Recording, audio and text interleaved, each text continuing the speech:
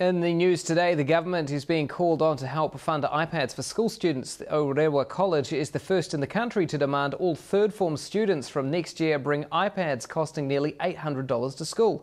Secondary Schools Principals Association President Patrick Walsh says eventually all schools will want to bring in iPads.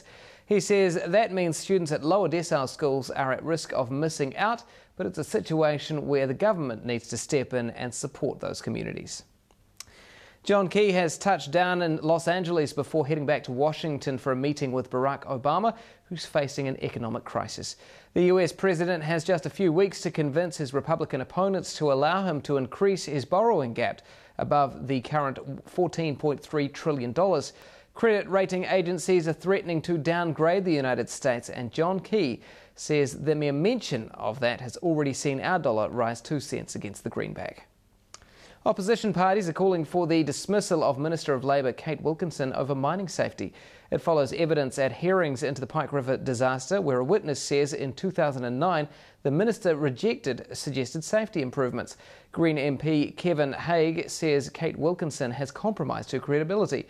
Labour is making a similar call, saying the minister's decision was a major mistake and she appears not to appreciate its significance.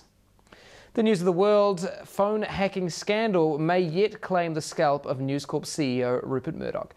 CNBC reports he's considering stepping down and will be replaced by the company's chief operating officer, Chase Carey. However, Reuters quotes an unnamed board source as saying the executive team remain fully behind Murdoch. Fiji's runaway army Colonel Tue Mara arrives in New Zealand early tomorrow morning from Tonga.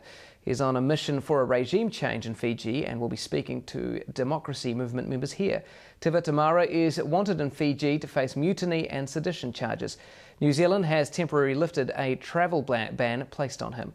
That's our news for today. Up-to-date news bulletins can be seen on Shine TV on channel 111 for hourly bulletins on the half hour between 6:30 and 10:30 p.m.